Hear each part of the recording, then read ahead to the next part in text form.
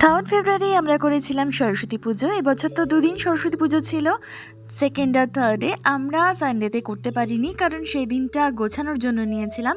আমরা করেছিলাম সোমবারে পুজো। তো সকলে সকাল সকাল একদম চলে এসেছি প্রায় 7টার মধ্যে, কারণ সেদিন তো আবার তিথি একদম তাড়াতাড়ি ছেড়ে যাওয়ার কথা। ইতিমধ্যে জোগাড়জান্তি করতে করতে দুষ্টুগুলোও স্কুলে চলে এসেছে। তারা নিজেদের মতো খেলাধুলায় মেতে উঠেছে। আর ম্যামরা স্যাররা প্রত্যেকে কিন্তু ফল কাটা থেকে শুরু করে পুজোর সমস্ত জোগাড়জান্তিতে সাহায্য করেছে। আর আমি ওদিকে ওই ঘটের তলায় বসানোর জন্য যে গঙ্গামাটি এবং গোবর মিশিয়ে ওটা রাখতে হয়, সেটা করছিলাম ওভাবে কাগজ দিয়ে। যতই হোক রোজ রোজ তো আর গোবর হাতে নেওয়া হয় না। যাই হোক, তো তারপরে আমরা সমস্ত কিছু জোগাড়জান্তি করে রাখছিলাম। আর সকলে একসাথে হাত মিলিয়ে কাজ করতে এই দিনটায় কী যে আনন্দ হয় সেটা সত্যিই বলে বোঝাতে পারবো না। যারা এক্সপিরিয়েন্স করেছো তারা খুব ভালোভাবে জানবে। কেউ খই বাছছে, কেউ হয়তো ফল কাটছে, কিংবা আমরা যারা এই যে ছোটো ছোটো কাজগুলো করছিলাম, কেউ হয়তো শুধুই তত্ত্বাবধান করছে। ব্যাস এইভাবেই কিন্তু সবাই মিলে হাতে হাত লাগিয়ে সমস্ত কাজটা আমরা সেরে ফেলেছিলাম ঠাকুরমশাই আসার আগেই। আর তারপর অপেক্ষা চলছিল কোথায় ঠাকুরমশাই আছে, কারণ তিথি এত তাড়াতাড়ি ছেড়ে যাওয়ার কথা।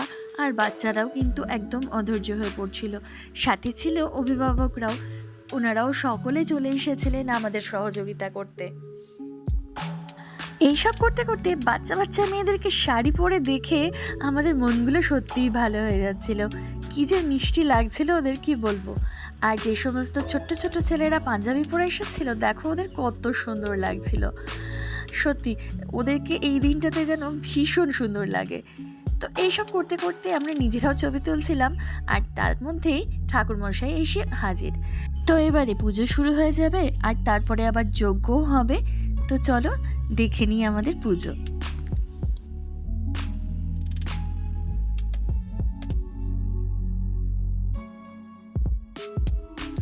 মা সরস্বতীর কাছে এবারেও একই কামনা করি, যেন এই ছোট্ট ছোট্ট ছেলেমেয়েগুলোকে বিদ্যা বুদ্ধি দিয়ে মা ভরিয়ে দেন।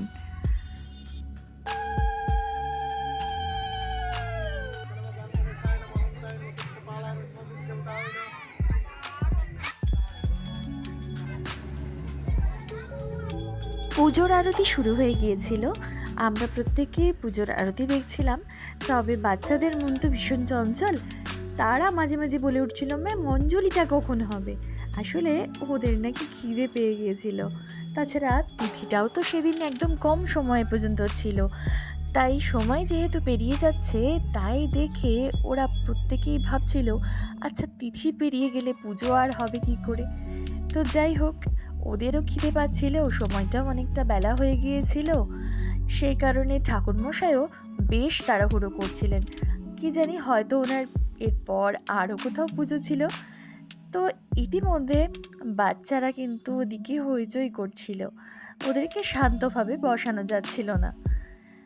আমরা যারা পড়াশুনো, গান বাজনা, নাচ, আঁকা ইত্যাদির মধ্যে থাকি, প্রত্যেকের কাছেই হয়তো এই সরস্বতী দেবীর পুজোর দিনটা ভীষণভাবে কাঙ্ক্ষিত থাকে।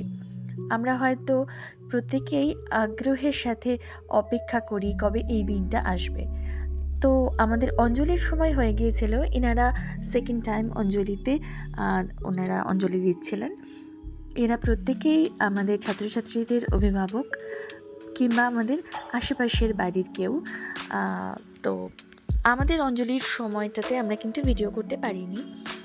আরও একটা বিষয় বলার, এই যে ভিডিওটা দেখছো, এই ভিডিওটাতে তো দেখতেই পাচ্ছ আমি বসে আছি। অর্থাৎ এখানে কিন্তু 95% ভিডিও আমার এক ছাত্র করে দিয়েছে। তাকে আমি দেখাবো ছবিটা, আমি তাকে অলরেডি একবার দেখিয়েছি ভিডিওতে। সেই কিন্তু দায়িত্ব নিয়ে এই পুরো ভিডিওটা করেছে। তো তাকে অসংখ্য অসংখ্য ধন্যবাদ।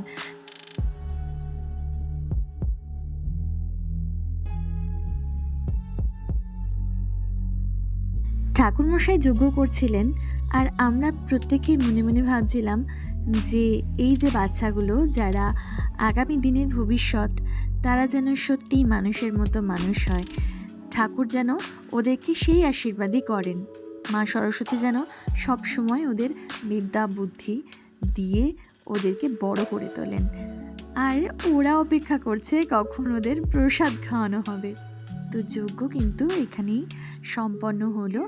এরপর টিকা দেওয়ার পালা, আর তারপর সবাইকে টিকা দিয়ে আমরা প্রত্যেককে প্রসাদ বিতরণ করে দেব।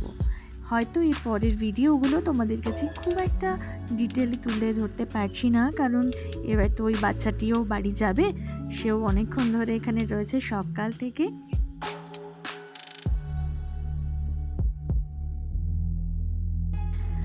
আসছে বছর আবার আমার সমস্ত স্টাফেদের নিয়ে, আমার ছাত্রছাত্রীদের নিয়ে এইভাবেই ধুমধাম করে হাতে হাত মিলিয়ে কাজ করে সরস্বতী পুজোটা যেন আবার করতে পারি, এই কামনাই করি। ভিডিওটা যদি ভালো লেগে থাকে লাইক করো, সাবস্ক্রাইব করতে কিন্তু একেবারে ভুলো না।